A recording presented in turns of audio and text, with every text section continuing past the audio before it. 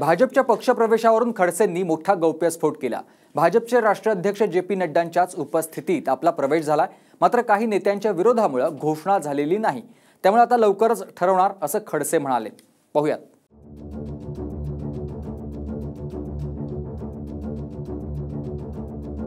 पार्टीमध्ये नड्डाजींच्या हस्ते माझा प्रवेश झालेला आहे, परंतु त्या प्रवेशाला काही लोकांनी विरोध केलेला दिसतो आहे। पण मी काही दिवस आणखी भारतीय जनता पार्टीची वाट पाहिल, तर माझा मूळ पक्ष नाही तर राष्ट्रवादी आहे तो जॉईन करून मी परत राष्ट्रवादीमध्ये उत्साहाने काम करेल। भाजपमध्ये प्रवेश ऑलरेडी झाल्याचा दावा आणि त्याच वेळी एकनाथ खडसेंनी भाजपला इशाराही दिलाय। दिल्लीत भाजपचे राष्ट्रीय अध्यक्ष जे.पी. नड्डा, विनोद तावडे यांच्या उपस्थितीमध्ये भाजपमध्ये प्रवेश झालेलाच आहे। त्याचे फोटो देखील नड्डांनी काढले। मात्र महाराष्ट्रातील काही नेत्यांचा विरोध झाला, त्यामुळे अधिकृत घोषणा झालेली नाही। अशा स्थितीत भाजपमध्ये राहणं योग्य नाही असं खडसे म्हणाले।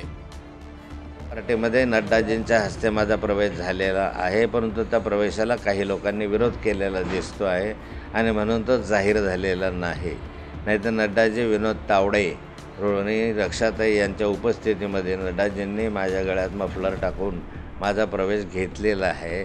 त्याचे फोटो पण त्यांनी काढलेले आहे, परंतु खाली त्याला विरोध झाला असावा, त्यामुळे माझा प्रवेश जाहीर होऊ शकलेला नाही।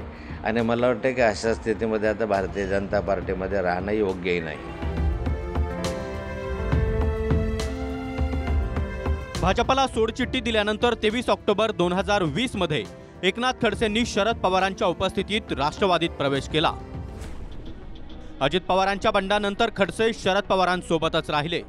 शरद पवारांनी खडसेंना विधान परिषदेवर आमदारही केलं। आपण पवारांकडे राजीनामाही पाठवला, मात्र त्यांनी स्वीकारला नाही। त्यामुळे आणखी काही दिवस वाट पाहणार, नाहीतर शरद पवारांच्या राष्ट्रवादीमध्येच काम करणार, हे देखील खडसेंनी स्पष्ट केलंय।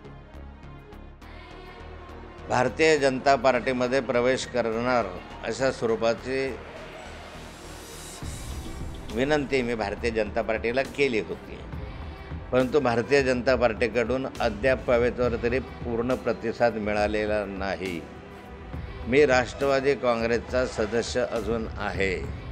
राष्ट्रवादी काँग्रेसच्या सदस्यपदाचा राजीनामा मी माननीय शरद पवार साहेबांकडे, जयंत पाटलांकडे दिलेला आहे, पण त्यांनी तो अद्याप स्वीकारलेला नाही। मी राष्ट्रवादी काँग्रेसचा आमदार अजूनही आहे आणि माननीय शरद पवार साहेबांनी मला आमदारकीचा राजीनामा द्यायला मनाई केलेली आहे। अशा स्थितीमध्ये मी आज आहे, पण मी काही दिवस आणखी भारतीय जनता पार्टीची वाट पाहिल, तर माझा मूळ पक्ष नाही तर राष्ट्रवादी आहे तो जॉईन करून मी परत राष्ट्रवादीमध्ये उत्साहाने काम करेल। मला वाटतं खडसे साहेब हे भारतीय जनता पार्टीमध्ये 35-40 वर्ष त्यांनी काम केलं आहे। आता लोकसभेमध्ये त्यांनी भाजपच्या उमेदवाराकरता काम केलं आहे।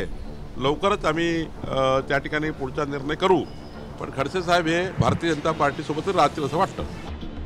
तर खडसेंचा निर्णय लवकरच होईल आणि ते भाजपसोबतच राहतील असं सूचकपणे भाजपचे प्रदेशाध्यक्ष चंद्रशेखर बावनकुळे यांनी म्हटलंय।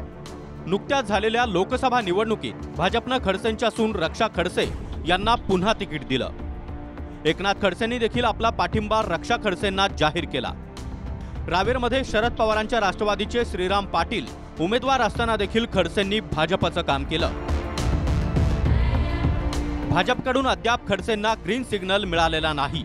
भाजपकडून निरोप आला नाही तर शरद पवारांच्या राष्ट्रवादीसोबत काम करेन, हे खडसेंनी सांगितलंय। त्यामुळे येत्या 2-3 दिवसात एकनाथ खडसे फुल अँड फायनल करणार असं समजतंय। रवी गोरे, TV9 मराठी, मुक्ताईनगर।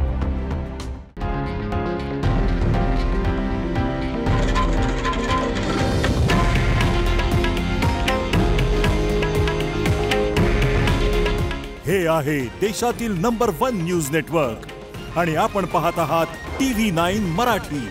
काळजी तुमची, हित महाराष्ट्राचं।